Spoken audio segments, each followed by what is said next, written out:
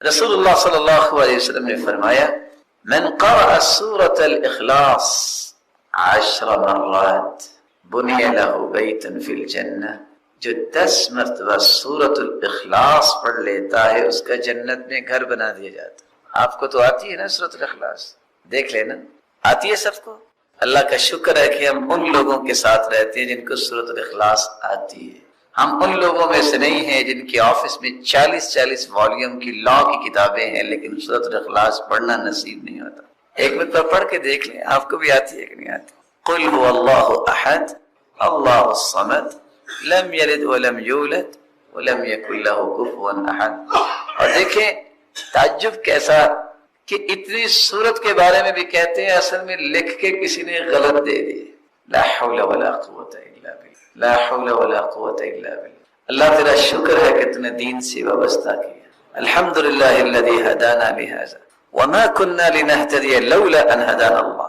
آپ صلی اللہ علیہ وسلم نے ایک ہی حدیث میں 3 طریقے بیان کیے ہیں جس سے آپ ہر طریقے کے ساتھ جنت میں گھر بنا سکتے۔ پہلا طریقہ انا زعیم ببیت فی ربض الجنہ من ترک المراء وان كان محقا۔ کوئی ہے جو ذاتی جھگڑے میں سچا ہونے کے باوجود جھگڑا چھوڑ دے، رسول اللہ صلی اللہ علیہ وسلم فرماتے ہیں میں ضمانت دیتا ہوں، میں ضامن ہوں کہ میں جنت میں چبوترے پہ اس کو گھر لے کے دوں گا۔ آج ہم پتہ کیا کہتے ہیں؟ لو میں کو کمزور ہوں، عید کا جواب پتھر دینا چاہیے۔ پتہ نہیں ہے صحیح بخاری کی روایت ہے کہ صحیح مسلم میں کچھ ہے، یہ کس جگہ حدیث ہے؟ کسی قرآن کی آیت یا حدیث میں یہ نہیں ہے کہ اینٹ کا جواب پتھر دو۔ ہاں ہم نے یہ تو پڑھا ہے کہ عدی بن حاتم کو جب ایک شخص نے گالیاں دی تو گالی سن کی تو غلام سے کہتے ہیں ان سے گزارش کرو یہ کھانا کھائیں گے، یا ان سے پوچھو میں ان کی خدمت کر سکتا ہوں، کوئی کام ہو میرے لائق۔ یہ تو ہم نے پڑھا ہے۔ یہ بھی ہم نے پڑھا ہے کہ یحییٰ بن معاذ کو ایک شخص نے گالی دی، وہ مسکرانے لگ گئے۔ پاس بیٹھا ایک بندہ کہتا ہے لما لم ترد علی، بزدلو جواب دو اس کو، جواب کیوں نہیں دے رہے؟ تو مسکرا کے کہتے ہیں فلماذا تعلمت اذن، اگر میں نے گالی کا جواب گالی سے دینا تھا تو میں نے پھر علم اور دین کیوں پڑھا تھا؟ اور آج تعجب کی بات ہے مفاہیم بدل گئے۔ سید پہ زکوٰۃ نہیں لگتی، آج سید دہائی دے کے زکوٰۃ لیتا ہے کہ میں سید ہوں مجھے تو دینی چاہیے۔ پرانے زمانے میں ہوتا کیا تھا، لوگ دروازے پہ کھڑے ہوتے تھے کہ کوئی کتا نہ اندر آ جائے، آج کتے دروازے پہ ہوتے ہیں کوئی مرد نہ اندر آ جائے۔ پہلے یہ ہوتا تھا لوگ معاف کرنے کو پسند کرتے تھے، آج کہتے تھے میری انسانیت پوری کیسے ہوگی جب تک میں اس کا جواب پورا نہیں چکاتا۔ سچا ہونے کے باوجود ذاتی جھگڑا چھوڑ دینے والے کے لیے جنت میں چبوترے میں ایک گھر کی زمان۔ زندگی کے کٹھن حالات میں اگر 3 کلمات آپ کو نہ بھولیں تو تمہارا رب تمہیں نہیں بھولے گا۔ حسبی اللہ ونعم الوکیل، حسبی اللہ ونعم الوکیل، یا حی یا قیوم برحمتک استغیث، استغفر اللہ، چھوٹا سا کلمہ ہے استغفر اللہ۔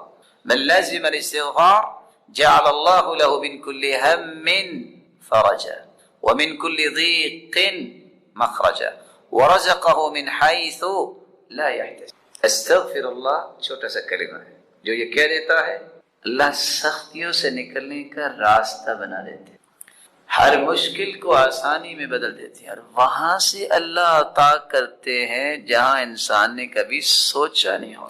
میں اتفاق سے کراچی درس پہ گیا، جو ہی ہم گاڑی سے اترے، حالات بھی کراچی کے ویسے ہی ہیں، اللہ تعالیٰ مہربانی فرمائے، تو ایک شخص کہتا ہے مولانا میں آپ کے ساتھ جانا چاہتا ہوں۔ ساتھی بھی پریشان ہو گیا کہ یہ کون ہے جو کہہ رہا، کہتے بس 2 منٹ مجھے دیجیے، یہ میرے استغفار کی گاڑی ہے۔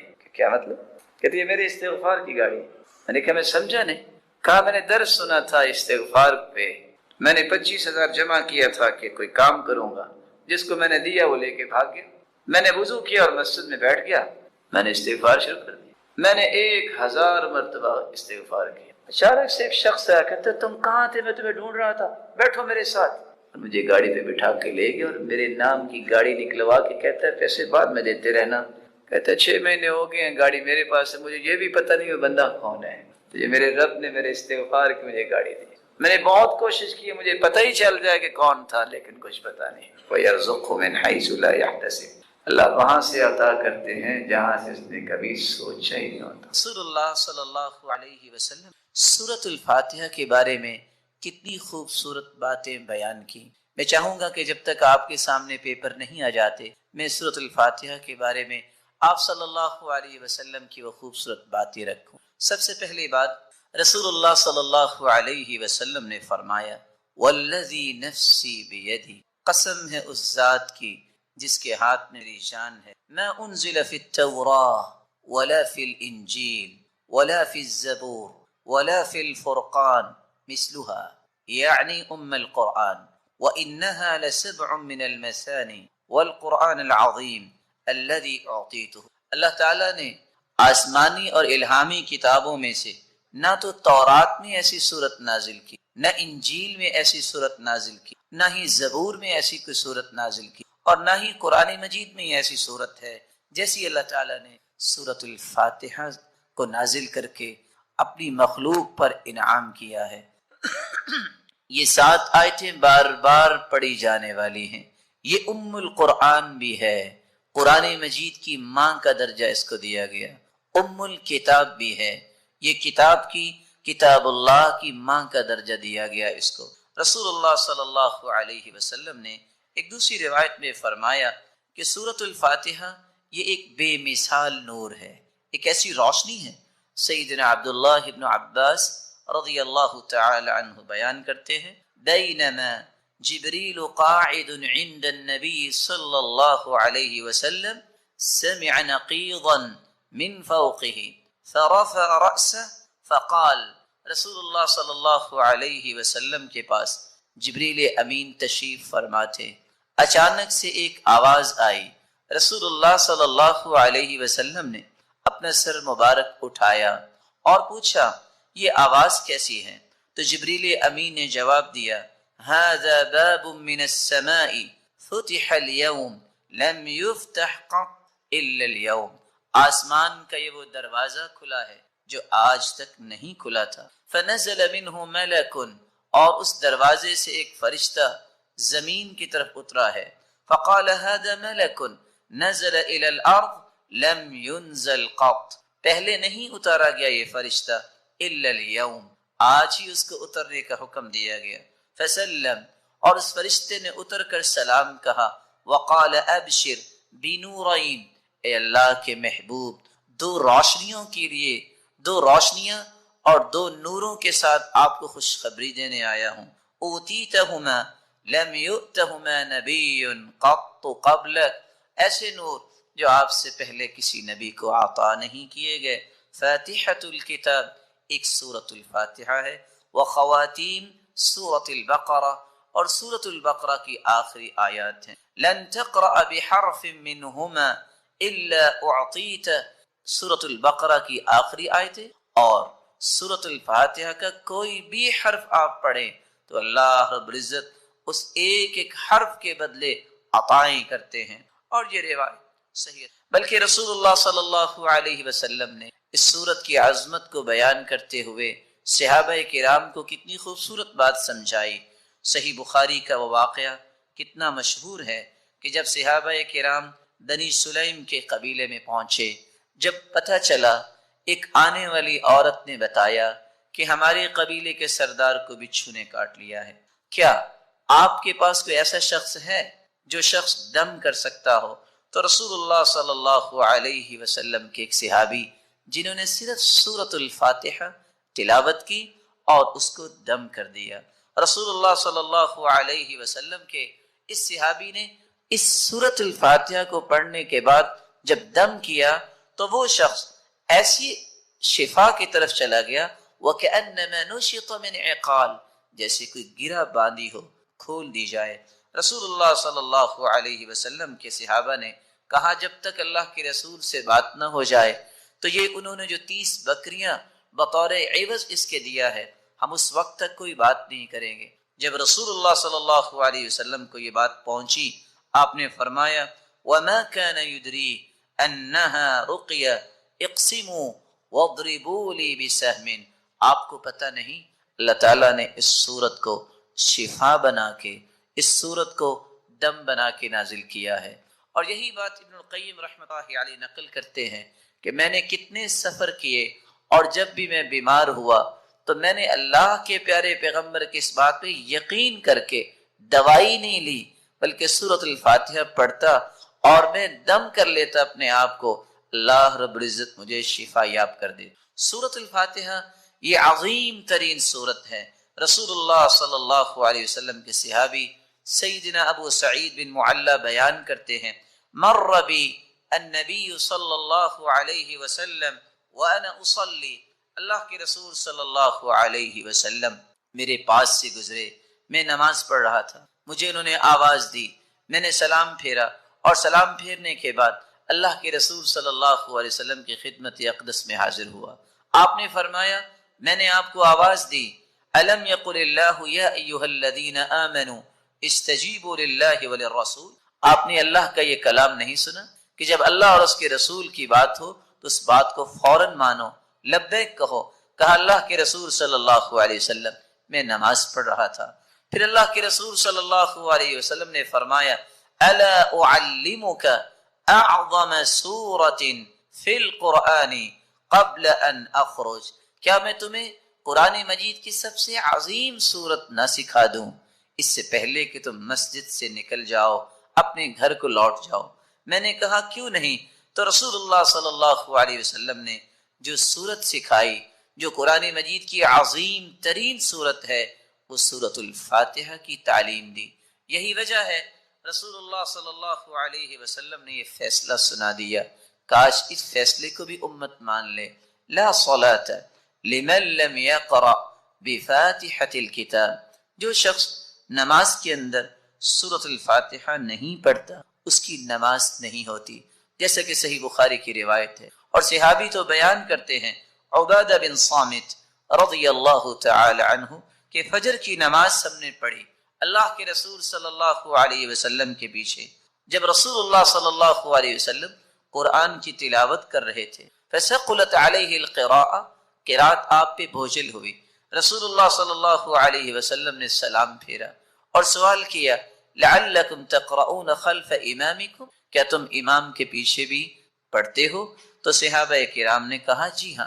تو رسول اللہ صلی اللہ علیہ وسلم نے فرمایا لا تقرؤوا لا تفعلوا كما في روایت اخرى، دوسری روایت کے الفاظ ہیں لا تفعلوا الا بفاتحة الكتاب، امام کے پیچھے کھڑے ہو کر تم صرف سورۃ الفاتحہ پڑھا کرو، فإنه لا صلاة لمن لم يقرأ بها، کیونکہ سورۃ الفاتحہ پڑھنے کے بغیر نماز نہیں ہوتی۔ صلی اللہ علیہ وسلم کے پاس کچھ لوگ آئے، مشرکین آ کے سوال کرتے ہیں اپنے رب کا نسب نامہ تو بیان کیجئے، تو اللہ رب العزت نے سورۃ الاخلاص کو نازل کر دیا، قل هو اللہ احد، کہہ دیجئے وہ اللہ ایک ہے، اللہ الصمد، اللہ بے نیاز ہے، لم یلد ولم یولد، نہ اس نے جنا اور نہ وہ جنا گیا، یعنی نہ اس کی اولاد ہے اور نہ ہی وہ کسی کی اولاد ہے، ولم یکن لہ کفوا احد، اور نہیں ہے اس کے لیے برابر کا کوئی ایک بھی، ولم یکن لہ کفوا احد، کوئی بھی اس کا ہمسر نہیں ہے۔ رسول اللہ صلی اللہ علیہ وسلم نے اس سورت کی عظمت کو بیان کرتے ہوئے فرمایا میرے صحابہ، یہ سورت ثلث القرآن ہے، قرآن کا تہائی حصہ ہے، والذی نفسی بیدی، اس ذات کی قسم جس کے ہاتھ میں میری جان ہے، انہا لتعدل ثلث القرآن، یہ سورت اخلاص قرآن مجید کا تہائی حصہ ہے۔ اور دوسری روایت کے الفاظ ہیں، رسول اللہ صلی اللہ علیہ وسلم نے فرمایا تم میں سے ہر شخص یہ کام تو کر سکتا ہے اگر وہ کرنا چاہے، وہ کام کیا ہے؟ تم میں سے کوئی اس بات سے عاجز ہے کہ وہ ایک رات میں تہائی قرآن پڑھ لے؟ ایعجز احدکم ان یقرأ ثلث القرآن فی لیلہ فإنه من قرأ قل هو اللہ احد اللہ الصمد فی لیلۃ فقد قرأ لیلته ثلث القرآن، جو رات کے وقت سورۃ الاخلاص کی تلاوت کر لیتا ہے گویا کہ اس نے قرآن کا تہائی حصہ پڑھ لیا۔ قرآن کے تہائی حصے کا معنی بیان کرتے ہوئے علماء نے یہ بھی لکھا ہے کہ قرآن مجید کے اندر 3 اساسی مقاصد بیان کیے گئے ہیں۔ اللہ کی توحید کو بیان کیا گیا، اللہ کے اوامر اور نواہی کو بیان کیا گیا، اللہ تعالیٰ کے پیارے پیغمبروں اور پھر ان کی قوموں کے اخبار و قصص کو بیان کیا گیا۔ تو سورۃ الاخلاص علم التوحید، توحید کا ایک مرکز ہے، توحید کی حقیقت کو کھولنے والی یہ سورت ہے۔ اس لیے رسول اللہ صلی اللہ علیہ وسلم نے فرمایا جس شخص کی محبت سورت اخلاص سے ہوگی یہ محبت اسے جنت تک لے جائے گی۔ جامع الترمذی کی روایت ہے کہ ایک آدمی اللہ کے رسول صلی اللہ علیہ وسلم کے پاس آیا اور کہنے لگا انی احب هذه السورہ، اللہ کے رسول صلی اللہ علیہ وسلم مجھے اس سورت سے بہت محبت ہے۔ کون سی سورت؟ قل هو اللہ احد، فقال ان حبک ایاہا یدخلک الجنہ، یاد رکھنا اس سورت کے ساتھ تیری محبت تمہیں جنت میں لے جائے گی۔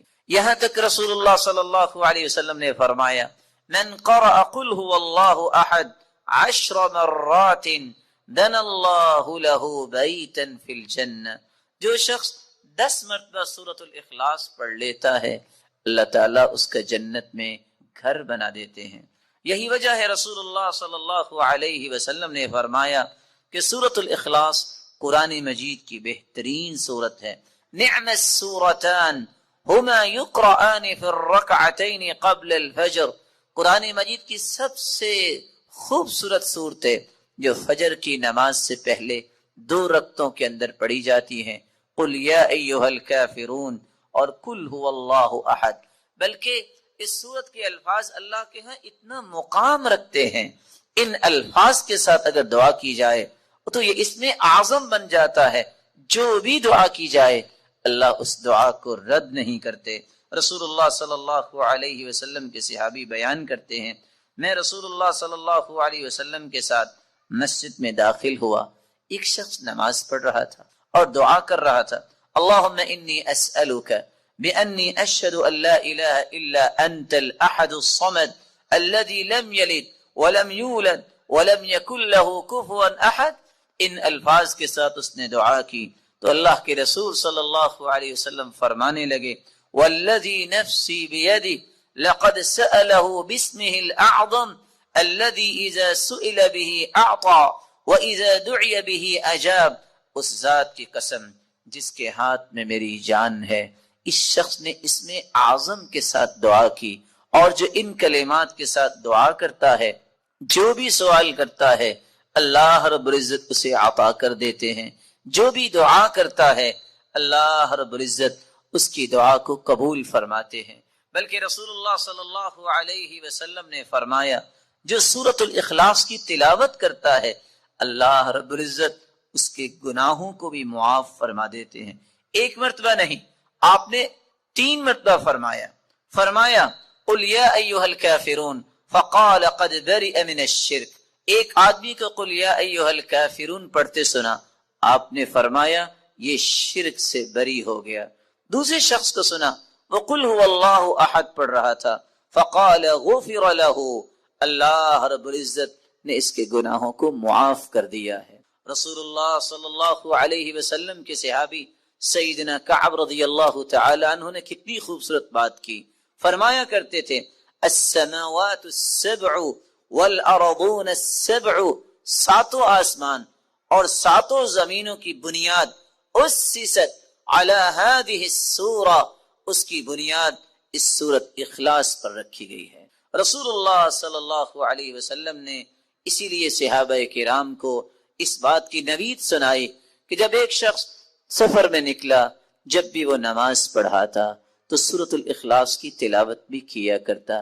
صحابہ کرام نے یہ بات رسول اللہ صلی اللہ علیہ وسلم تک پہنچائی۔ آپ نے سوال کیا میرے صحابی آپ یہ کیوں کرتے ہیں؟ تو صحابی نے جواب دیا اللہ کے رسول صلی اللہ علیہ وسلم اس سورت کے ساتھ مجھے محبت بہت ہے، فرمایا تیری یہ محبت قیامت کے دن تجھے جنت لے جائے گی۔ رسول اللہ صلی اللہ علیہ وسلم نے سورۃ الاخلاص کے ساتھ ساتھ بقیہ 2 سورتیں سورۃ الفلق اور سورۃ الناس، ان تینوں صورتوں کی تلاوت کے بارے میں بھی مسلمانوں کو نوید سنائی کہ انجیل اور زبور اور تورات کے اندر ایسی کوئی صورتیں نہیں جس طرح کی یہ تین صورتیں ہیں، بلکہ رسول اللہ صلی اللہ علیہ وسلم نے فرمایا مسلمانوں قل هو اللہ احد والمعوذتین، قل هو اللہ احد اور آخری دو صورتیں حین تمسی وتصبح 3 مرات تکفیک من کل شیء، اگر کوئی شخص 3 مرتبہ پڑھ لیتا ہے صبح کے وقت اور 3 مرتبہ پڑھ لیتا ہے شام کے وقت تو ہر چیز سے یہ تینوں صورتیں کفایت کر جائیں گی۔ رسول اللہ صلی اللہ علیہ وسلم نے ان 3 صورتوں کو بہترین دم قرار دیا۔ رسول اللہ صلی اللہ علیہ وسلم کی زوجہ مطہرہ صدیقہ بنت الصدیق حبیبۃ رسول اللہ صلی اللہ علیہ وسلم عائشہ رضی اللہ تعالی عنہ فرماتی ہیں ان النبی صلی اللہ علیہ وسلم كان اذا آوى الى فراشه، رسول اللہ صلی اللہ علیہ وسلم جب آرام کرنے کے لیے